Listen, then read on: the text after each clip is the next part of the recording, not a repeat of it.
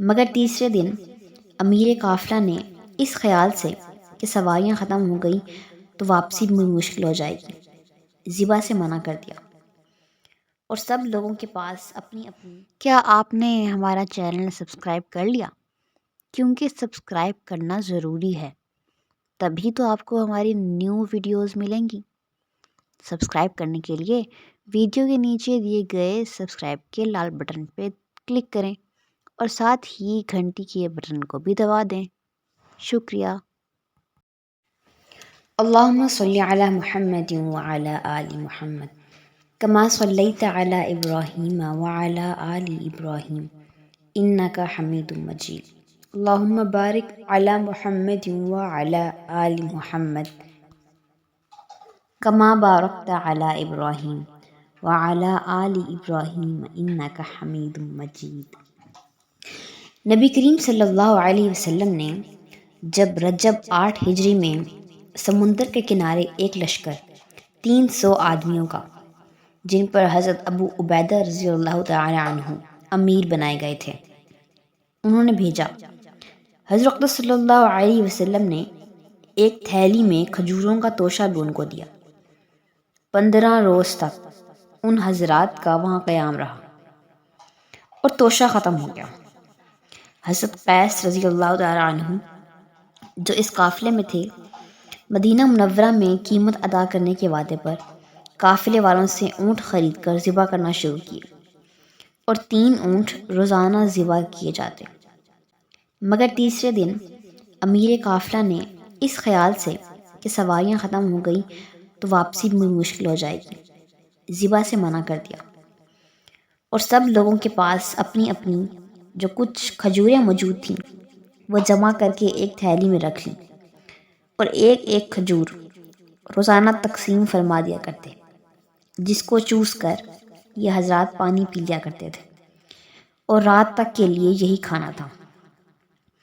کہنے کو بڑی مختصر سی بات، مگر لڑائی کے موقع پر جبکہ قوت اور طاقت کی سب سے زیادہ ضرورت ہوتی ہے، ایک کھجور پر دن بھر گزار دینا بڑے دل اور جگر کی بات ہے۔ چنانچہ حضرت جابر رضی اللہ تعالی عنہ نے جب یہ قصہ لوگوں کو سنایا تو ایک شاگرد نے عرض کیا کہ حضرت ایک کھجور کیا کام دیتی ہوگی؟ آپ رضی اللہ تعالی عنہ نے فرمایا، اس کی بھی قدر تب معلوم ہوئی جب وہ بھی نہ رہی کہ اب صرف فاقہ کے کچھ نہ تھا، درخت کے خشک پتے جھاڑتے اور پانی میں بھگو کر کھا لیتے۔ مجبوری سب کچھ کرا دیتی ہے، اور بے شک ہر تنگی کے بعد اللہ تعالی سہولت عطا فرماتے ہیں۔ اللہ تعالی نے ان تکالیف اور مشقتوں کے بعد سمندر میں سے ایک مچھلی ان لوگوں کو پہنچائی جس کو عنبر کہتے ہیں۔ کہا جاتا ہے کہ وہ مچھلی اتنی بڑی تھی کہ 18 روز تک یہ حضرات اس میں سے کھاتے رہے، اور جب مدینہ منورہ پہنچے تو اس کا گوشت توشوں میں ساتھ تھا۔ حضور صلی اللہ علیہ وسلم کے سامنے جب اس سفر کا تفصیلی قصہ سنایا گیا تو حضور اقدس صلی اللہ علیہ وسلم نے ارشاد فرمایا، یہ اللہ کا ایک رزق تھا جو تمہاری طرف بھیجا گیا۔ بے شک مشقت اور تکالیف اس دنیا میں ضروری ہیں، اور اللہ والوں کو خاص طور پر تب پیش آتی ہیں۔ اسی وجہ سے حضرت اقدس صلی اللہ علیہ وسلم کا ارشاد ہے کہ انبیاء علیہ السلام کو سب سے زیادہ مشقت میں رکھا جاتا ہے، پھر جو سب سے افضل ہو، پھر ان کے بعد جو اس میں افضل ہو۔